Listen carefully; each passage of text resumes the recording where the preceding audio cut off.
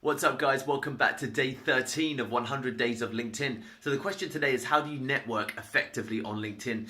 If you're looking to, of course, make connections and to be honest with you, it's really about building relationships, right? I think the number one biggest thing about making, fostering real relationships and connecting and engaging on LinkedIn is actual engagement. Actual genuine human interest in what everything else or everyone else is doing.